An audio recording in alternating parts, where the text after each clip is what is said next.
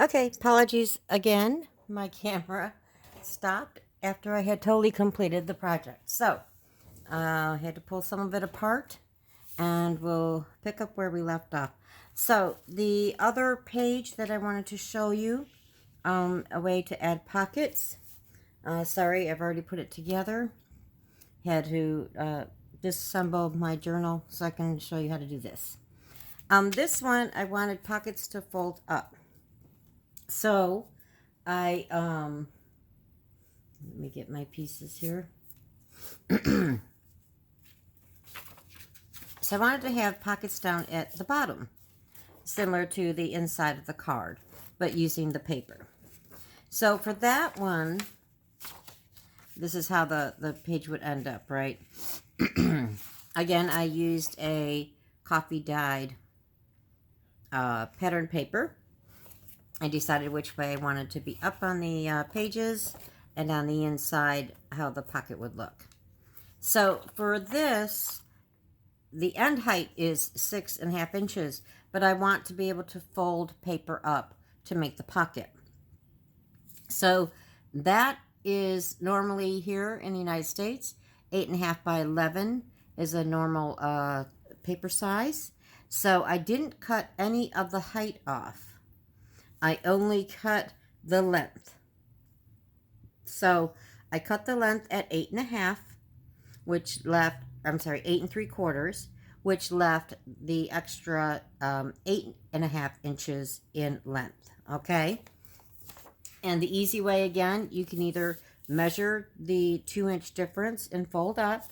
But what I did, just to make it easier, and for those that don't like to measure, and I apologize, I don't have, I already put it together, but I put this over my piece of paper, did the same thing with the beveled edge of the ruler, put it up against the papers, laid it on top.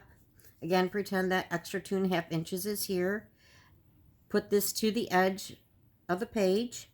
And I did the same thing where I folded up the edge and with my finger butted it up and ran it down the beveled edge to give me where the fold would be. Okay? Then after that, I had that. I folded it up, making sure that the sides met. Okay?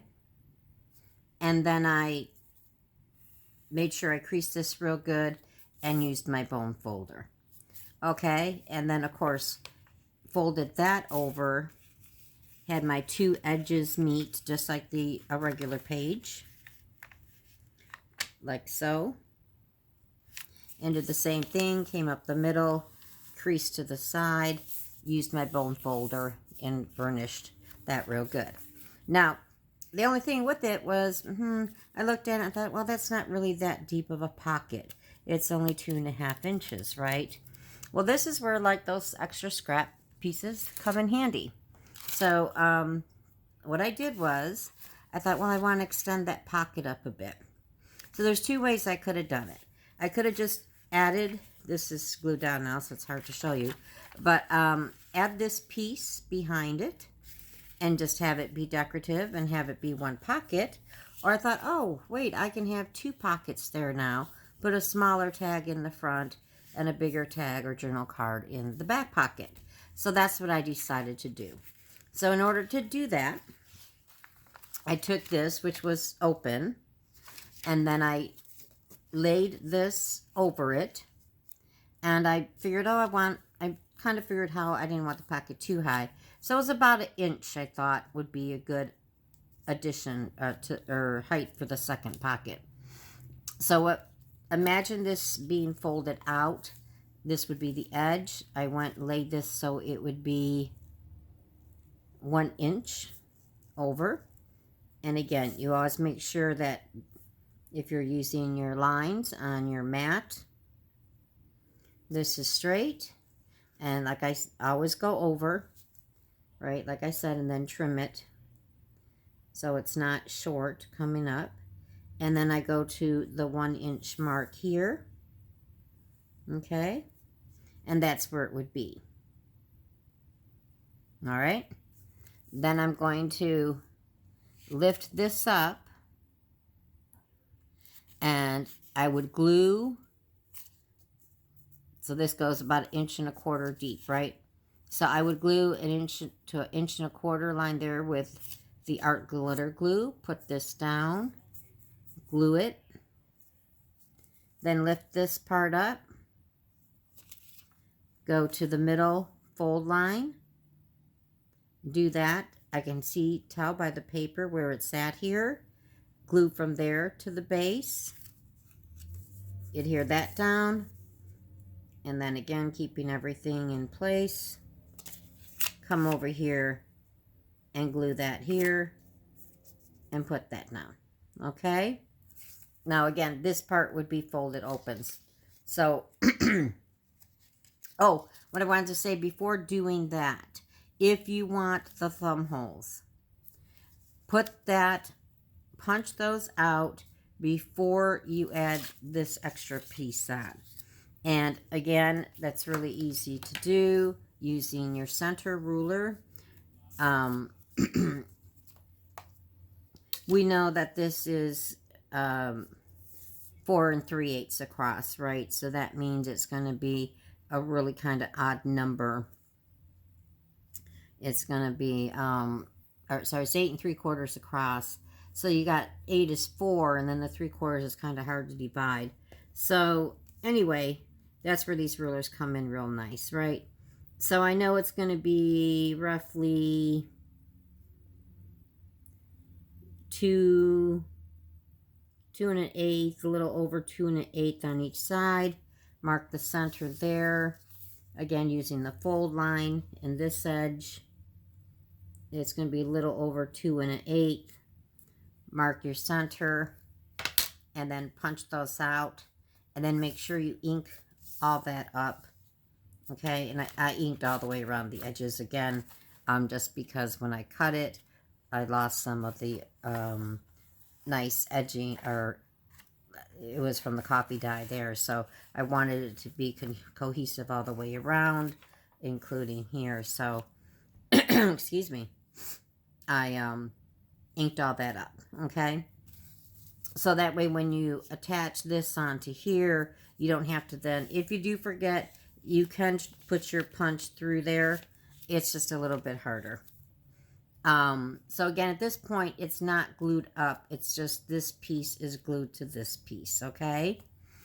Then you'll want to punch your holes in the same way you did these on your additional piece. And then ink that all up around. And then you're going to glue the whole flap,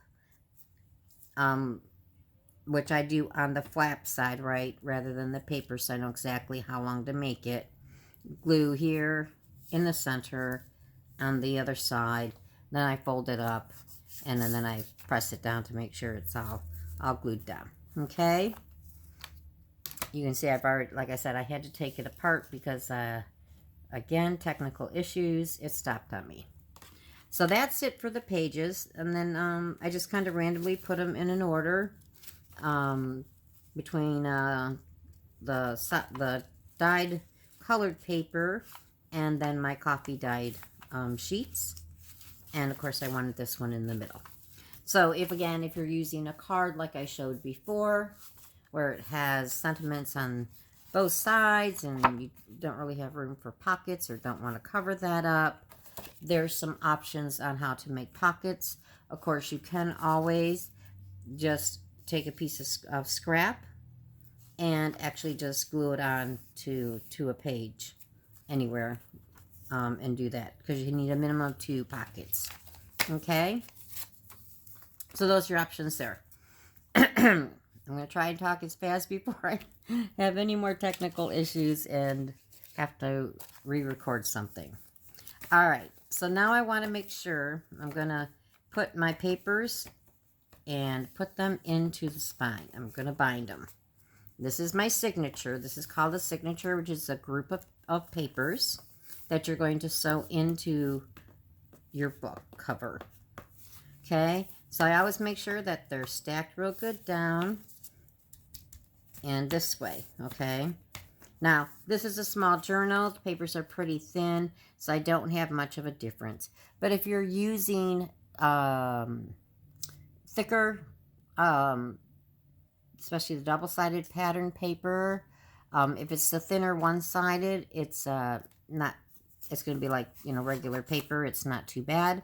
But the thicker that your paper is, the more that the inner pages and the number of pages that you have as well, it's going to cause these inner pages to stick out further and further and further, and you won't have a nice clean edge.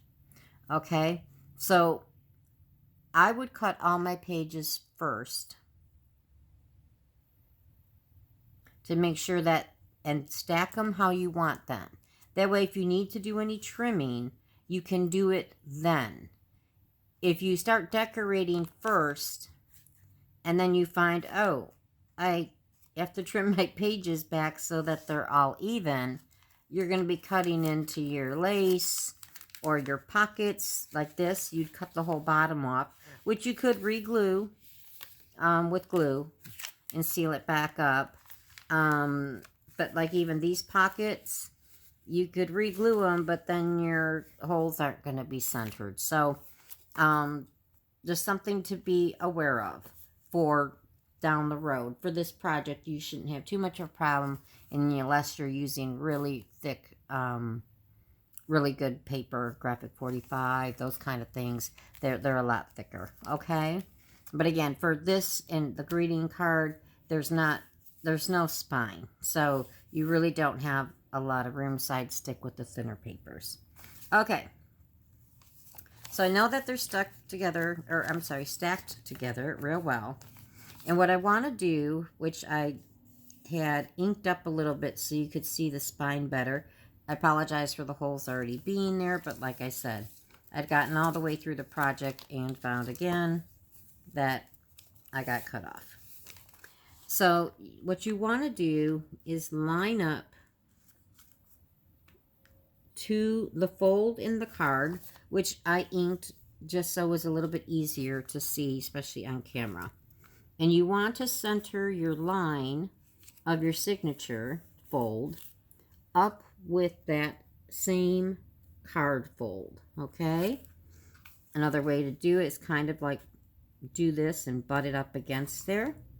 But yeah, always double check and it's in line. And you want to keep it in line while you are what we call binding or sewing the signature in. Now again, I want to make sure that my spacing's kind of good from top to bottom. Now, the only way to really make sure that this doesn't move while you're poking your holes and you're sewing your signature in is to clip it down. And for this, because it's a fairly small, not when I say small, it's not a very thick, it's a thin signature. I'm just going to use these clips. I got these at the Dollar Tree. And what you want to do is just clip it to hold your pages in place so they don't move on you. Okay?